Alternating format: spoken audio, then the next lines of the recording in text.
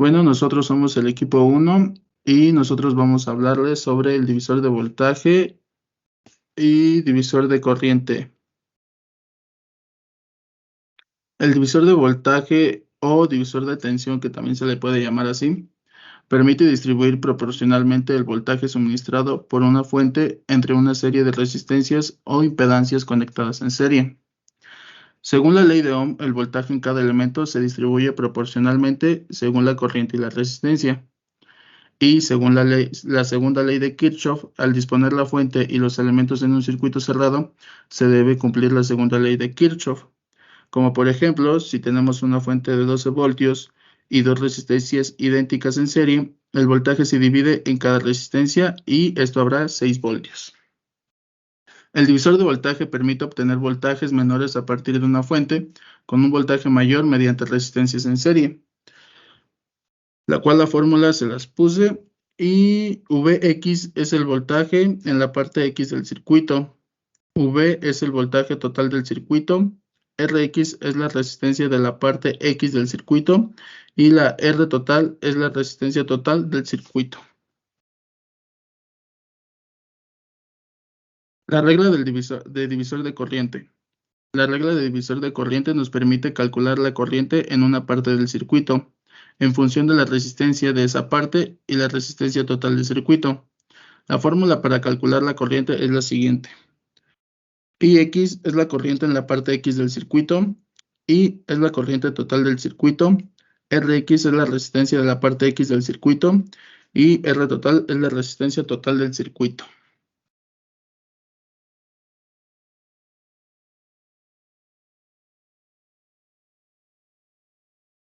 Bueno, a continuación yo les voy a explicar cómo es que se aplica la división de corriente ya en un circuito. No parece mi puntero, ¿sí? No.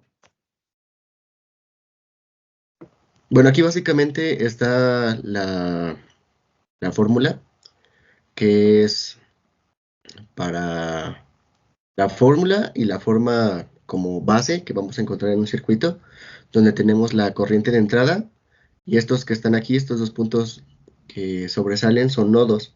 Como dice la primera ley de Kirchhoff, todas las corrientes que entran son iguales a las corrientes que salen en un nodo, por lo cual la corriente se iría por aquí un pedazo y por acá otro pedazo.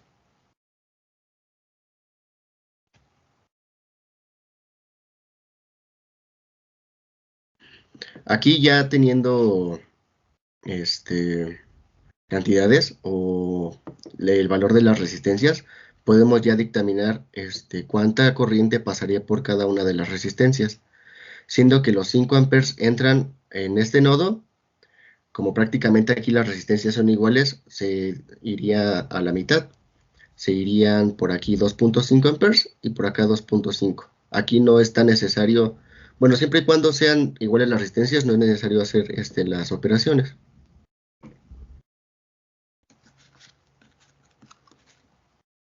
Para este caso en el que ya una resistencia es mayor a la otra, tendríamos que aplicar la fórmula que vimos anteriormente, donde si queremos encontrar la corriente que pasa por la resistencia 2, tendríamos que poner la resistencia de entrada, se multiplica por la resistencia opuesta a la que queremos saber, y se divide entre la sumatoria de la resistencia 1 más la resistencia 2.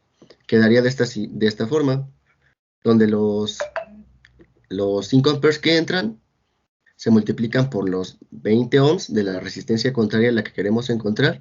Se suma 20 más 30 y esto nos da 2 amperes.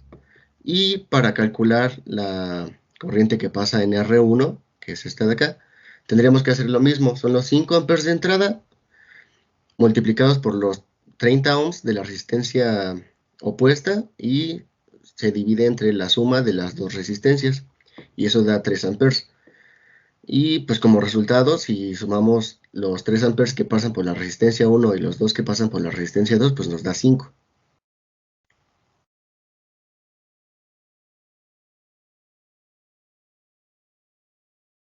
En este otro ejemplo, pues ya podemos ver que son por decirlo así, 3 mallas. Aquí podemos checar en R1. Para sacar R1, primero tendríamos que hacer que estas dos series, de estas dos resistencias, perdón, que están en paralelo, tendríamos que simplificarlas y hacerlas una sola. Eso lo hacemos con la suma de resistencias en paralelo, el cual va a ser este. Nada más se ponen dos resistencias, donde esta sigue siendo la misma, que es R1, y esta de acá va a ser la sumatoria de la resistencia 2 y la 3, que se hace así, dándonos como resultado 1.55 ohms.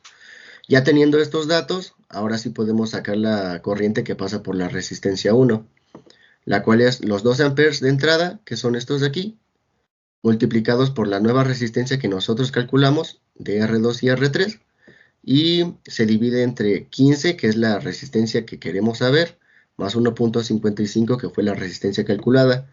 Eso nos da un resultado de 1.12 amperes. Ahora, para la resistencia 2, que sería esta de aquí, este caso, nosotros sabemos que la corriente que entra a un nodo se va a dividir y al final en este punto de aquí va a seguir siendo la misma, que serían los 12 amperes.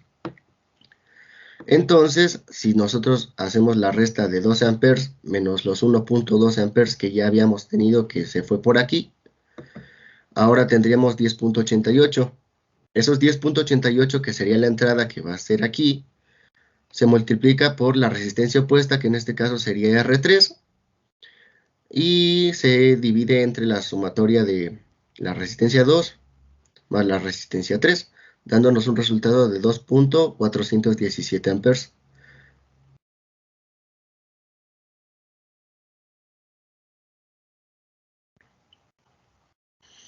Y ya por último, si nosotros quisiéramos saber la corriente que pasa por la resistencia 3, igual tendríamos que simplificar nuestro circuito a un circuito de solo dos resistencias.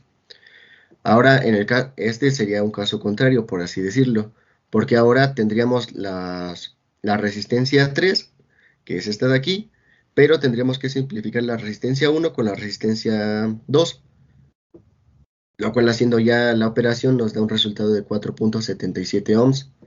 Y ahora pues podríamos utilizar toda la corriente de entrada multiplicada por la nueva resistencia que nosotros calculamos, que es de 4.77 ohms, dividida entre la resistencia 1, perdón, la resistencia nueva que calculamos y la resistencia que necesitamos sacar.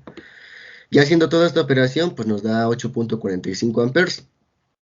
Y si nosotros sumamos la corriente que pasaba por la resistencia 1, la que pasaba por la resistencia 2 y la resistencia 3, por decimales, nos sale este resultado, que es 11.987 amperes.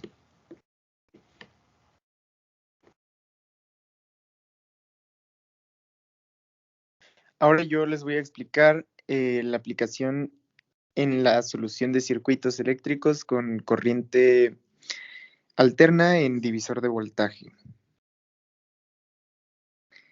Y bien, aquí podemos notar que en el divisor de voltaje, primero debemos recordar que la ley de Kirchhoff de voltaje nos dice que la sumatoria de los voltajes es igual a 0.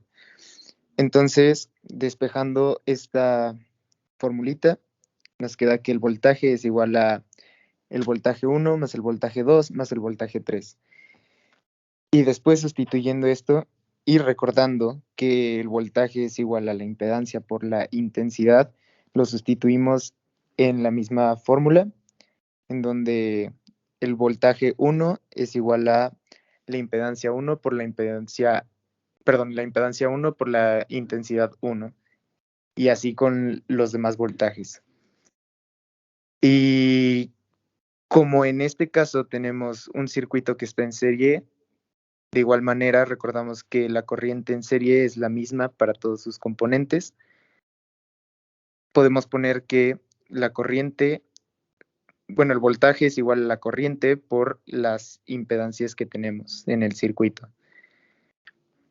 Al igual, tenemos que la corriente es igual al voltaje sobre la impedancia, y en este caso tenemos que la intensidad es el voltaje sobre la impedancia por las impedancias que tenemos.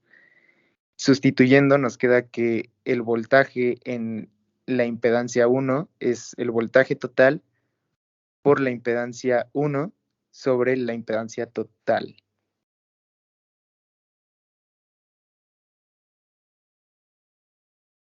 Y en este ejercicio aplicamos el divisor de voltajes, en el que, pues, si bien tenemos que encontrar el voltaje en la impedancia 1, bueno, el voltaje 1 y el voltaje 2, de esta manera tenemos que primero cambiar de polar a la forma rectangular de la impedancia 1, de la impedancia 2, y pues el voltaje ya lo tenemos en su forma polar, pero de igual manera se pasa a la forma rectangular.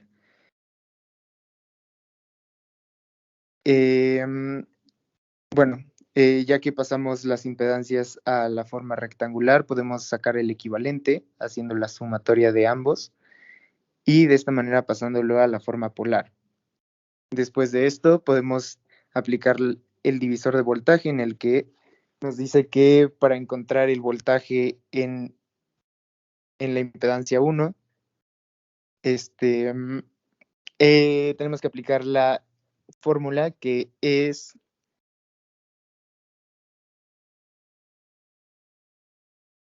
intensidad sobre, perdón, impedancia 1 sobre la impedancia total por el voltaje total. Y de esta manera podemos ver que está ahí plasmado. Se realizó la operación. En este caso, como es una división, se divide 80 entre 93.9 y los ángulos se restan. Después de que se realizó esto, se multiplica por 240 y nos da un resultado de 204.47 a un ángulo de menos 42.97 en su forma polar. En su forma rectangular nos da un resultado de 149.61 menos 139.37 J. Y se aplica de la misma manera para el voltaje en la impedancia 2, dándonos un resultado de 166.13 a un ángulo de 57.03 grados. Y en su forma rectangular nos daría un resultado de 90.4 más 139.37 J. Y de esta manera podemos comprobar con la ley de Kirchhoff de voltajes que la sumatoria de los voltajes nos da igual a 0, pero despejando el voltaje total y haciendo la sumatoria nos da un resultado de 240 más 0J, lo que se traduce a la forma polar de 240 a 0 grados.